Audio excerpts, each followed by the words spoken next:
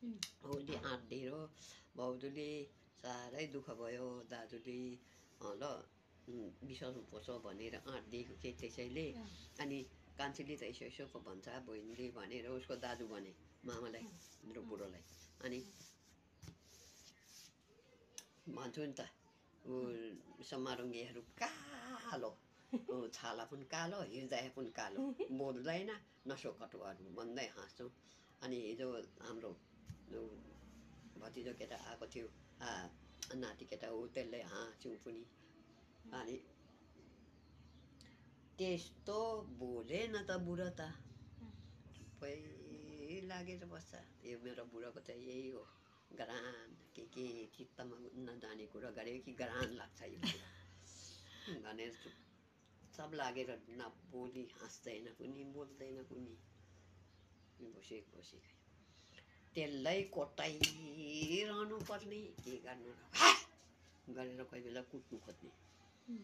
अनि लागेर बसे केमा जाउँ तर्यो। अनि यस्तो गरौँ उस्तो गरौँ भन्दा पनि हाई पनि छैन होइ पनि छैन उहाँ पनि छैन त्यसै बसिरहेको छ ठुटा जस्तो।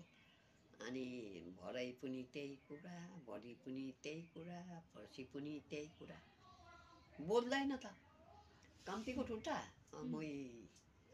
अनि पछि त पल्लो घर साथी बोलाएँ। अनि त्यही चन्द्रको बाउहरू के त्यो ध्यानबहादुर त्यो नानीहरू बोलाएँ। अनि इसाक त्यो महिलाहरू बोलाएँ। अनि दिपकको बाउ उठो कान्छा दाजुभाइ उनीहरू 3-4जना आयो। आएर तिमीले भने जस्तो त्यो यसो कोदोको बाला धान पैसा दुना यति धेरै तालै भोरी हाम्रो घर सानो सानो थियो त्यो भोरी। अनि के थियो निकालेर ल के दिँदै लातरे दिँदै झ्यालबाट खसायो कोही होला कोही आँगनबाट पनि छोरी सिँदै झ्याल खोल्यो छोरी पनि फाल्यो होला उता चाहिँ विष्णुतिर चाहिँ झारेन। त्यसो गरेर त भोलि पर्सि भोलि हेर्दा त मेरो त्यो उसको देउताको भाकारी त तलतिर लगेको देखेँ।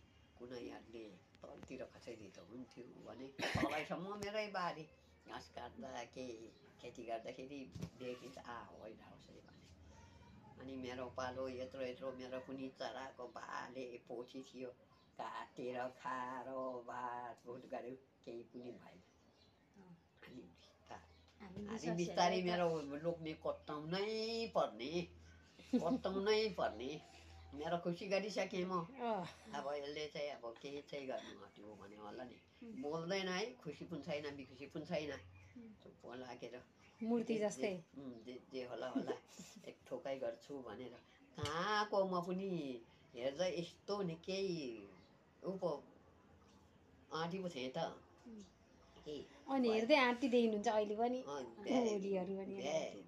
भ्याउँछु भ्याउँदिनँ। मेरो छोराहरूको जे होला उनीहरूको खप्परमा लेखिदियो त्यही भोग्छु यसै गर्छु भनेर तानी हो कम्ती होइन त। अनि मै जितेँ कोही गर्थ्यो कोही बेला। अनि यस्तो गरौँ है उस्तो गरौँ है भनेर विश्वासीहरू त्यति गरान गरिसकेपछि दिनै पछि आउँछ नि त 1 महिना 2 महिना त बेलुका आउँछ। अनि उनीहरूले प्रार्थना गरेकै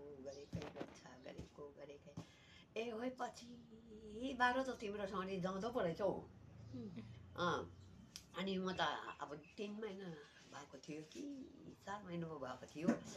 यतापट्टि पनि झ्याल यतापट्टि पनि मेरो घरको झ्याल पालाको। अनि म त मेरो सपनमा त एक दिन त राति सुतेको त सपनमा त मेरो लिस्नुमा हतार एउटा सानो यत्रो रातो चोला पनि रातो यत्रो रातो फरिया रातो यो बस्ता लाउने केटी सिका के केटी त मेरो लिस्नुमा त हतार तालमा पो चढ्यो। तेरीमा चाहिँ चोर्नु खोज्दैछस् कसले मेरो तालमा पस् भनेर कसले बोलायो भनेर हतार कुटेर